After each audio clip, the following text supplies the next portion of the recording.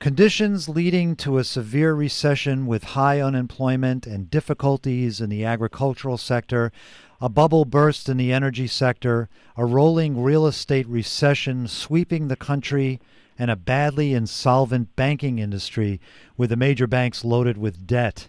Some 3,000 banks and thrifts failed, including nine in Texas, nine of the 10 in Texas, and the largest was the seventh largest bank in the nation. This sounds like today's recipe for failure and uncertainty, but actually, this scenario occurred in the 1980s.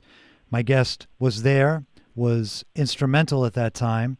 His name is Bill Isaac. He headed the Federal Deposit Insurance Corporation, known as the FDIC, during the banking crisis of the 1980s and served under Presidents Carter and Reagan from 1978 through 1985. It's a great honor to have you, sir. Welcome to the show. It's great to be with you, Steve. Bill, you've written a book released in 2010, the title of which is Senseless Panic, How Washington Failed America. Tell us about what you were talking about in that book. I sat there watching this crisis unfold and really was just appalled and angry at the way the situation was handled. We had, as you mentioned in the lead-in, we had a much more serious economic crisis as well as financial system crisis in the 1980s, where some 3,000 banks and thrifts failed during the 1980s compared to 400 so far at this time, and the failures are pretty much over at this point. And yet we didn't have a panic back in the 1980s. The system didn't melt down as it did this time. And so I wrote the book really to compare the two periods and to talk about how this time they really terribly mishandled the crisis and allowed it to create a worldwide panic, which we're still suffering through today. Was it a question of the amount of leverage that, took place in 2008? I mean, so these brokerage firms leveraged 33 to 1, and then, of course, the derivatives outstanding, which didn't exist back in the early 80s. Was that a big part of it? Certainly, there was a lot more leverage on Wall Street. I don't think the banking system was that much, the commercial banks, the Citicorps and the Bank of America and, the traditional banks, Wells Fargo and so forth. I don't think they were terribly over-leveraged this time compared to the period in the early 80s. In both periods, they were leveraged more than they should have been, but not to the degree that the investment banks got over-leveraged. The SEC really failed as a regulator during the 2000s, and they allowed in 2004 the Wall Street firms to add just incredible amounts of leverage, and that was certainly a part of it. The derivatives also were a part of it, all this off-balance sheet exposure that we weren't regulating properly, so that was a part of it. But having said that, I still think that they could have controlled this crisis if they had handled it properly, and they simply didn't. Well, let's get into that. What could they have done differently? What should they have done differently? Well, the first thing is that you need to do when you're entering a crisis is you need to do everything possible to maintain confidence that somebody's in charge, that the world is not coming to an end, and you don't do things that are going to destabilize the system. You must maintain confidence, because if you lose confidence in the system, then that's what creates panics, and you can't control it then. It's just out of control, and all sorts of bad things happen as they did this time. The main thing they did was in their handling of these large institutions that got in trouble. They just went back and forth, bailed this one out like Bear Stearns of the Wall Street firm. They bailed it out, merged it into J.P. Morgan Chase. Then Lehman comes along and everybody's expecting them to bail that out, and they let it slide into bankruptcy. Then they bailed AIG out about a few days later. And then they allowed Fannie and Freddie to fail and took them into government conservatorship. Back and forth until nobody knew what was going to happen next and how the government was going to handle it. They panicked the markets. There was no predictability. You talk about maintaining confidence. I mean, we just saw something similar with the debt ceiling. I mean, people coming out from the government, talking about the dire consequences and just not giving the markets and the public this sense of, stability that will, I guess you could call it leadership in some circles. Is that what you're referring to? Certainly there was a lack of proper leadership during the 2008 period. For example, when they proposed that TARP legislation, which was going to take $700 billion of taxpayer money and give it to Wall Street to purchase toxic assets. I opposed that legislation very strongly. I thought, and I proposed better ways to handle the crisis, and I talk about that in the book. But in any event, when they were trying to sell that TARP legislation, the leaders of our government were on the nightly news every night for about a week saying that we were facing financial Armageddon, the worst crisis in the history of the country. If we don't do this TARP legislation immediately, there may not be a financial system next week. Things like that. And all that did was feed the panic, and it shut down the economy. We still haven't been able to figure out how to get the economy going. This latest debt crisis, I mean, we knew that was coming a year ago. We should have begun to deal with it way back when. For example, the President's Commission, the Bowles-Simpson Commission on the fiscal crisis, when that came out, I wrote an article at that time saying that if President Obama wants to really make a place for himself in history, he ought to grab a hold of this Simpson-Bowles report and endorse it and say, let's get working on these fiscal issues right now. Well, he didn't do it, and we got down to the wire, and it was very destabilizing to have all that debate going on about whether we were going to default.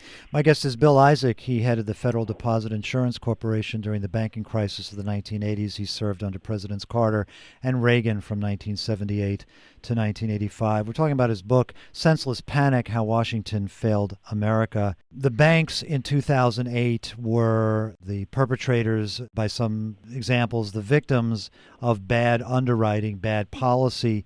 Well, there was bad underwriting and bad policy back in the 80s, too. I mean, if 3,000 banks and thrifts failed, there had to be some pretty bad underwriting, and I kind of do remember that period of time. Again, besides this idea of confidence, what was the major difference between what happened in '08 and what happened back when you were at the helm? Well, I think it's hard to overstate the importance of maintaining confidence and the effects of that when you don't. So I do think that's the elephant in the room, is they just destroyed confidence in the system. But I also believe that the failures were handled in an orderly way, and they were handled quickly. Now, we put off handling the S&Ls a long time. The politicians weren't ready to deal with that. But once we decided to deal with the S&Ls, we really did put them away very quickly. We cleaned this mess up very quickly. And we had independent agencies like the Federal Reserve and the FDIC in charge of the crisis management. They were not political agencies. They were not making political decisions. They were working hard to clean up the mess as quickly as it could be cleaned up. This time around, the Treasury was in charge of crisis management. Treasury is a political agency, and you shouldn't have politicians running wars, and this was a financial war. Yeah. You don't let politicians fight your military wars. You shouldn't let them fight your financial wars either. We really need independent, strong agencies that know how to handle the crises, in charge of them, and not handling them in a political way. In 1992, wasn't there a change in the way banks' reserves were accounted for, something called fair market accounting? And isn't that one of the reasons that you cite for the big banking problems as well?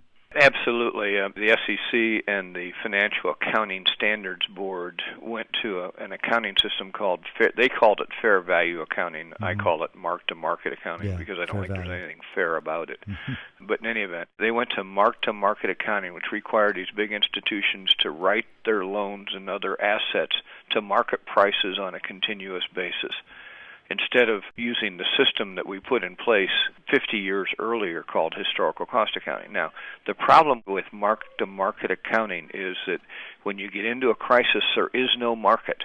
Nobody wants the assets at any price, and so the prices plummet. As they did on most of these assets, they went down to 40 and to 50 cents on the dollar, and our banking system had to write off $500 billion of capital, which could support $4 trillion of lending. We destroyed $500 billion of capital in our banking system through mark-to-market accounting, and never to be recovered. It's gone. And that's what really crushed the economy, because the banks simply didn't have the capital to lend. People lost confidence in the banks, and we had the panic.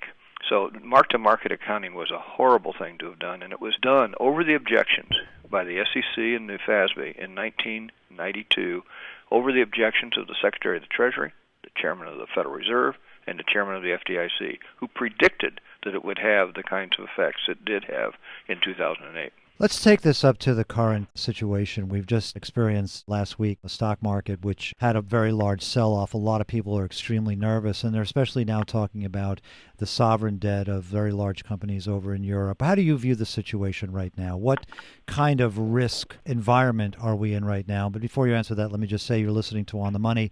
I'm Steve Pomerantz. My guest is Bill Isaac, former head of the FDIC Insurance Corporation. So, Bill, where does this put us right now in terms of our risk profile for investors and for savers and people trying, to build their retirements and such? I think this is a very risky time, and I think that people should be very cautious with their money, particularly if you're going to need it anytime soon. Well, the thing is, there's no earnings on any deposits. As a matter of fact, we learned last week that for institutions, the Bank of New York was requiring institutions to pay them to deposit money with them. What are you supposed to do? Where do you keep your money? How do you keep it safe? Well, I'm not an investment advisor. I'll just talk about how Sure. I'm handling my own situation. I am not worried about how much I earn on my money right now. I'm very concerned about preservation of it. And so I've been in the stock market continuously for 40 years, and every downturn was an opportunity to buy as far as I was concerned. But about 6 or 9 months ago, I actually got out of the stock market entirely. We haven't had any gains there for the past 10 years. It is extremely volatile. And the reason it is because we're not running the government right. We do not have the political leadership. And I'm not talking about Democrat versus Republican. I'm not trying to be political here. Right.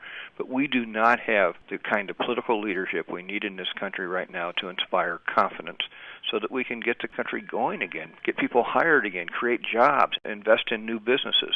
That's not happening because everybody is looking at that $14 trillion debt, and they're looking at the Fed pumping money in to the economy. We're very concerned about inflation. We're very concerned about the debt and future taxes and so forth, and it's not an environment that's conducive to investment. It really isn't. So I think people ought to be nervous.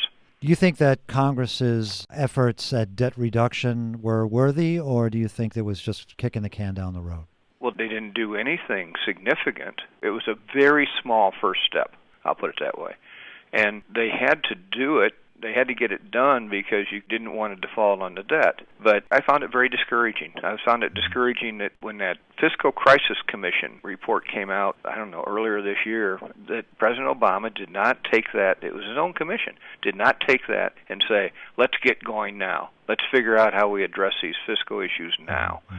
Instead, we waited till the last minute. We used the debt ceiling as the leverage to get something done. It was a very modest result, and it doesn't begin to address the fiscal crisis we face in this country. I think that it's not a time that I can feel confident about investing right now.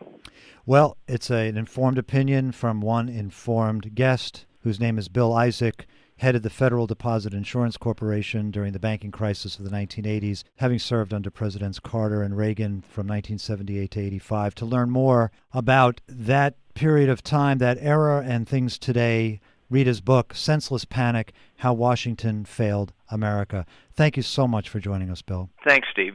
I just want to add, we can fix these problems. We just need to get together politically because there's not a problem in this country that we can't fix if we have the political will to do it. What's it going to take? What's it going to take? It's going to take an election in 2012 that creates a mandate. That's what it's going to take, I think. People have to just get disgusted and say they're not going to take it anymore. Exactly. The people have to speak, and they have to speak loudly, and we have to fix this government.